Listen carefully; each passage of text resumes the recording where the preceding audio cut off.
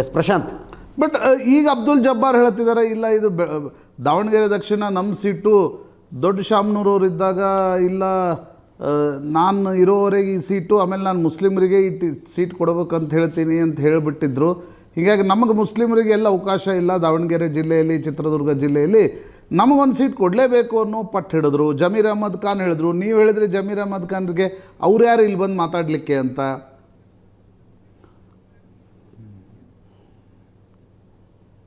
ನಿಜ. ಮುಖ್ಯವಾಗಿ ಅಪ್ಪರು ಏನು ಹಂಗೆ ಹೇಳಿಲ್ಲ ಯಾವುದೋ ವಿಚಾರಕ್ಕಾಗಲಿ. ಅದು ನಾನು ಕೇಳಿದೆ, ಜಮೀರ್ ಅಹ್ಮದ್ ಖಾನ್ಗೆ ಕೇಳಿದೆ, ಏನಾದರೂ ಪ್ರೂಫ್ ಇದೇನಪ್ಪ ನಮ್ಮಪ್ಪ ಹೇಳಿದ್ದು. ನನ್ನ ಹತ್ರ ಅಂತೂ ಮಾತಾಡಿಲ್ಲ, ನಾನು ಮಾತಾಡಿಲ್ಲ. ನಾನು ಸಾಕಷ್ಟು ರಾಜಕೀಯ ಅವ್ರ ಜೊತೆಯಲ್ಲೇ ಮಾಡಿದ್ದೀನಿ. ಮಾಡಿದಾಗೂ ಯಾವಾಗೂ ನಾವು ಆಶ್ವಾಸನೆಯನ್ನು ಕೊಟ್ಟಿಲ್ಲ, ಯಾವಾಗೂ ಹೇಳಿಲ್ಲ. ಆದರೆ ಇಲ್ಲಿ ಬಂದು ಊರಲ್ಲಿ ಬಂದುಬಿಟ್ಟು ನೀನು ಹೇಳಿದ ತಪ್ಪು ಅಂತ ನಾನು ಹೇಳಿದೆ.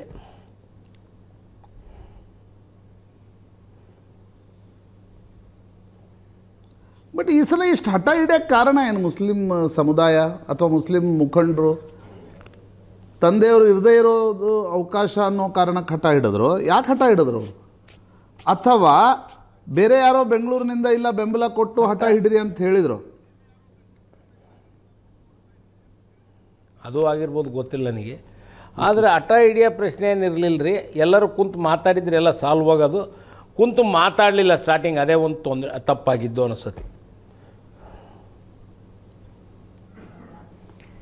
ಈಗ ನಮ್ಮ ಒರಿಜಿನಲ್ ಕಾಂಗ್ರೆಸ್ನರಾಗಲಿ ಯಾರೂ ಆ ಗ್ರೂಪಲ್ಲಿಲ್ಲ.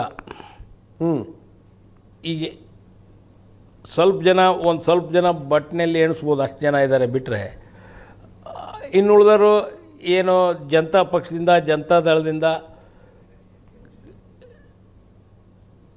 MP ಚುನಾವಣೆಯಲ್ಲಿ ಬಂದು ಜಾಯ್ನ್ ಆದರು. MP ಚುನಾವಣೆಯಲ್ಲಿ ಸ್ವಲ್ಪ ವಿರೋಧ ಮಾಡಿದರು.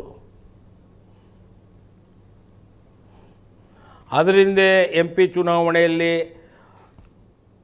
ಸ್ವಲ್ಪ ಜನ ಬೇರೆ ಪಕ್ಷಕ್ಕೆ ಕೈ ಜೋಡಿಸಿದಂಥವ್ರು, ಅವೆಲ್ಲ ಸೇರ್ಕೊಂಡು ಈ ಒಂದು ಕ್ರಿಯೇಷನ್ ಆಯಿತು. ಹೊರತು ಇದರಲ್ಲಿ ಯಾವ ಕಾಂಗ್ರೆಸ್ ಒರಿಜಿನಲ್ ಕಾಂಗ್ರೆಸ್ನವ್ರು ಯಾರೂ ಇಲ್ಲ ನೋಡ್ರಿ.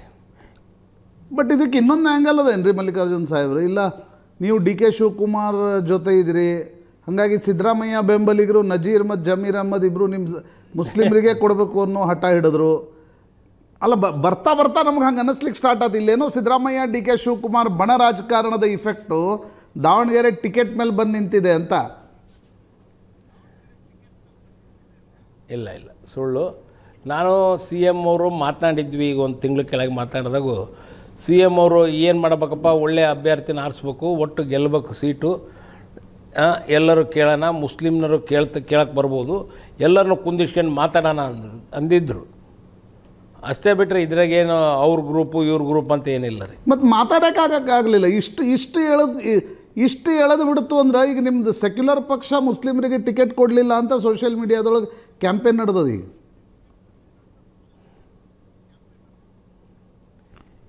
ಅಲ್ರಿ, ಈಗ ಕ್ಯಾಂಪೇನ್ ಇದೆ ಹೇಳಿದ್ನಲ್ರಿ, ಮೀಡಿಯಾದಿಂದ ಜಾಸ್ತಿ ಆಗೈತಿ ಹೊರತು ಒರಿಜಿನಾಲಿಟಿ ಇಲ್ಲ ಅಲ್ಲಿ.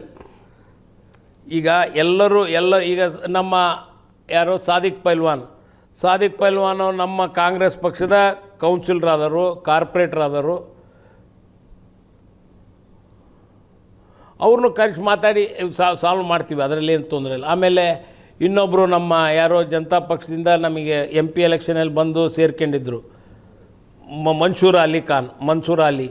ಅವರು ನಮ್ಮ ಪಕ್ಷದಲ್ಲೇ ನಮ್ಮ ಜನತಾ ಪಕ್ಷದಿಂದ ಬಂದು ಜಾಯ್ನ್ ಆಗಿದ್ದರು. ಯಾವಾಗ MP ಎಲೆಕ್ಷನಲ್ಲಿ ಬಂದು ನಾನೇ ಜಾಯ್ನ್ ಮಾಡ್ಕೊಂಡಿದ್ದೆ. ಜಬ್ಬಾರಾಗ ಮಾತಾಡಿದ್ರಾ? ಹಂಗಾಗ್ಬಿಟ್ಟು ಜಬ್ಬರ್ ನಾನು ಮಾತಾಡಿಲ್ಲ, ಇಲ್ಲಿ ಮಟ್ಟ ಮಾತಾಡಿಲ್ಲ.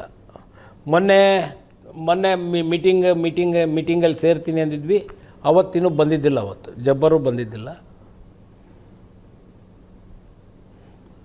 ಶಾಮನೂರವರಿಗೆ ಮಗನಿಗೆ MLA ಮಾಡಬೇಕು ಅನ್ನೋದು ಅಂದರೆ, ಇಲ್ಲ ನಮ್ಮ ಫ್ಯಾಮ್ಲಿ ಕೋಟೆ ಇದು, ಹೀಗಾಗಿ ನನ್ನ ಮಗನಿಗೆ ಟಿಕೆಟ್ ಕೊಡಬೇಕು ಅಂತನೋ, ಅಥವಾ ಗೆಲ್ಲಕ್ಕೆ ಅನುಕೂಲ ಆಗಬೇಕಂದ್ರೆ ಶಾಮನೂರು ಕುಟುಂಬದಿಂದ ಯಾರಾದರೂ ನಿಲ್ಲಬೇಕು ಅಂತನೋ, ಏನಂದರೆ ನಿಮ್ಮ ಮನಸ್ಸಿನಲ್ಲಿ ಏನಿದೆ ಇದು?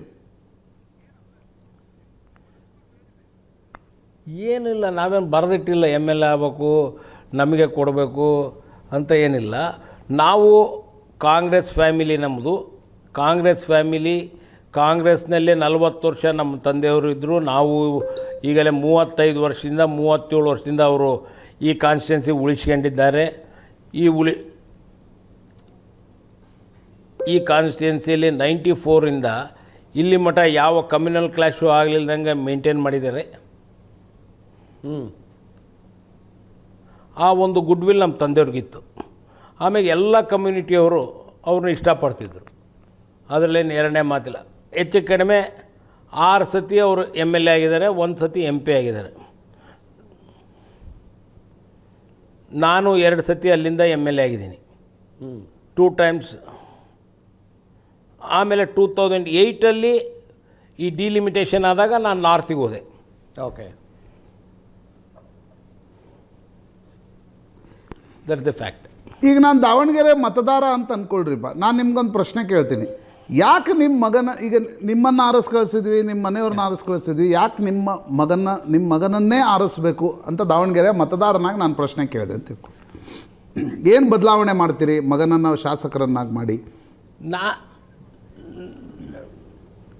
ಈಗ ನೋಡ್ರಿ, ನಾನು ಅವರು ವೈಯಕ್ತಿಕ, ಅವರು ಈಗ ಮಗ ಅವ್ರ ಅಜ್ಜನ ಜೊತೆಗಿದ್ದ, ಅವ್ರ ಅಜ್ಜನ ಜೊತೆಗೆ ಇವನ್ನ ಫಸ್ಟ್ ಆಫ್ ಆಲು ಈ ಕೋವಿಡ್ ಟೈಮಲ್ಲಿ ಇವನು ಯು ಕೆಯಲ್ಲಿ ಎಕ್ಸಿಟರ್ ಯೂನಿವರ್ಸಿಟಿಯಲ್ಲಿ ಡಿಗ್ರಿ ಮುಗಿಸ್ಬಿಟ್ಟು ಕೋವಿಡ್ ಸಲುವಾಗಿ ಅಲ್ಲಿ 2 ಮಂತ್ಸ್ ಅಲ್ಲೇ ವೇಟ್ ಮಾಡ್ದ. ಟ್ರಾನ್ಸ್ಪೋರ್ಟೇಷನ್ ಇರಲಿಲ್ಲ. ಓಕೆ, ಆವಾಗ ಫ್ಲೈಟಿಗೂ ಬರಲಿಕ್ಕೆ ಫ್ಲೈಟ್ಸು ಸಿಗಲಿಲ್ಲ. ಆವಾಗ ಒಂದು ಫಸ್ಟ್ ಫ್ಲೈಟಲ್ಲೇ ಅವನು ಇಂಡಿಯಾ ಬರೋ ಫಸ್ಟ್ ಫ್ಲೈಟಲ್ಲೇ ಈ came back to India and settled in our business. Afterwards regular ಬಿಸ್ನೆಸ್ಸಲ್ಲಿದ್ದ. ಅವ್ರ ಅಜ್ಜನ ಜೊತೆಗೆ ಅಡ್ಡಾಡ್ಕೊಂತ ಇದ್ದ.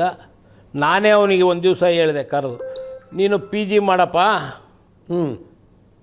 PG ಮಾಡು, ಆಮೇಲೆ ವ್ಯವಹಾರ ಮಾಡೋಂತಿ, ಬಾ ಇಲ್ಲೇ ಬೇಕಾದ್ರೆ ವ್ಯವಹಾರ ಮಾಡೋಕ್ಕಂತ ನಾನೇ ಹೇಳಿದೆ. ಒಂದು 5 ಯೂನಿವರ್ಸಿಟಿದು ಚಾಯ್ಸು ಕೊಟ್ಟೆ.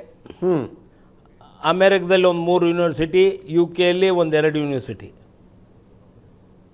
ಓಕೆ, ಅದರಲ್ಲಿ UK ಯಾವುದೋ ಸೆಂಟ್ ಆಂಡ್ರಿಯೋಸ್ ಅಂತ one of the famous university and one of the oldest university in the world. Okay, ಸ್ಕಾಟ್ಲ್ಯಾಂಡಲ್ಲಿದೆ. ಅಲ್ಲಿ ಅವನಿಗೆ ಸೀಟು ಸಿಕ್ತು PGಗೆ. ಓಕೆ, PGಗೆ ಸೀಟು ಸಿಕ್ತು. ನಾನು ಅವನಿಗೆ ಹೇಳಿದೆ, ಹೋಗಿ ನಿಮ್ಮ ಅಜ್ಜನ ಹತ್ರ ಹೋಗಿ ಪರ್ಮಿಷನ್ ತಗೊಂಬರಪ್ಪ ಅಂದೆ.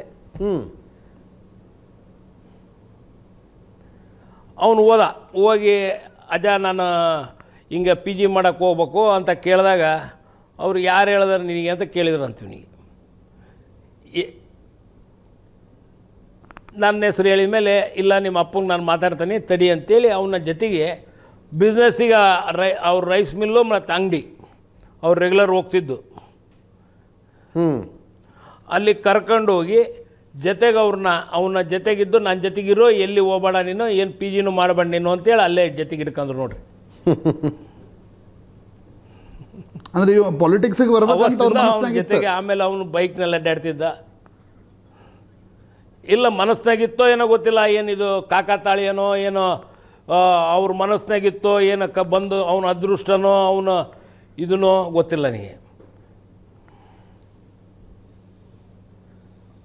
ಆಮೇಲೆ ಒಂದು ಬೆನ್ಸ್ ಕಾರ್ ಕೀನ ಅವ್ನ ಕೈಯಲ್ಲಿ ಕೊಟ್ಬಿಟ್ಟು ನೀನು ಬೈಕ್ನೆಲ್ಲ ಅಡ್ಡಾಡಬೇಡ, ಕಾರ್ನೆಲ್ಲ ಅಡ್ಡಾಡು ಅಂದರು.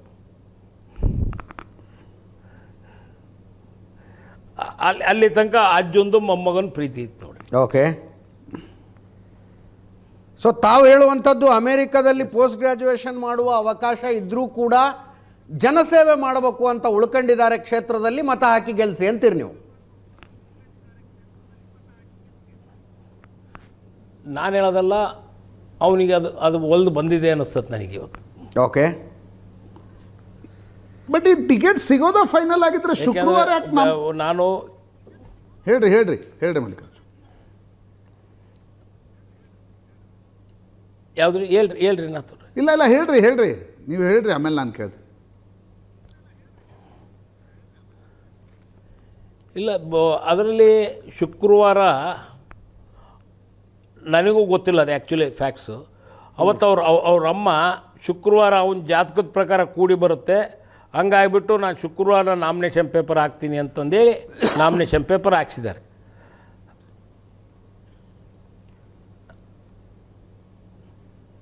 ನಿಮ್ಮ ಸಹೋದರರ ಜೊತೆಗೆ ಏನೇನು ಆಮೇಲೆ ಚರ್ಚೆ ನಾನು ಆಯ್ತು ಕೇಳಿದ್ರು ಸರ್ ಈ ಮೊನ್ನೆ ವಿಷಯದಲ್ಲಿ? meeting ಆಯ್ತಾ ಅಲ್ಲಿ. ಏನಾದ್ರು ಚರ್ಚೆ? ಗಣೇಶ್ ಅವ್ರ ಜೊತೆ ಇಲ್ಲ, ಸಹೋದರರು ಯಾರು ನಮ್ಮ ಗಣೇಶ್ ಜೊತೆಗೆ ಆಗಿಲ್ಲ, ಅವನು ಊರಲ್ಲಿರಲಿಲ್ಲ. ಅವನು ಈಗೇನೋ ಫಾರಿನ್ಗೆ ಹೋಗಿದ್ದಾನೆ ಅಂದರು, ಇವತ್ತು ನಾಳೆನೋ ಬರ್ತಾನೆ ಅಂದರು. ದೊಡ್ಡನ ಜೊತೆಗೆ ನಾನು ಚರ್ಚೆ ಇದ್ದೆ ಐತಿ, ಅವನು ಸಿಕ್ಕಿಲ್ಲ, ಗಣೇಶ್ ಸಿಕ್ಕಿಲ್ಲ. ಅವರಿಗೆ ಭಾಳ ಆಸಕ್ತಿ ಇತ್ತು ಅಂತ ಕೇಳ್ಪಟ್ವಿ. ಇಲ್ಲ, ಸುಮ್ಮನೆ ಹೇಳ್ತಾರೆ ಅಷ್ಟೇ, ಸುಳ್ಳು. ಓಕೆ. ಯಾಕಂದ್ರೆ ಬೀಗ್ತನ ಐತಲ್ಲ, ಹಂಗಾಗಿ ಅದನ್ನು ಸೇರಿಸಿರ್ಬೋದು.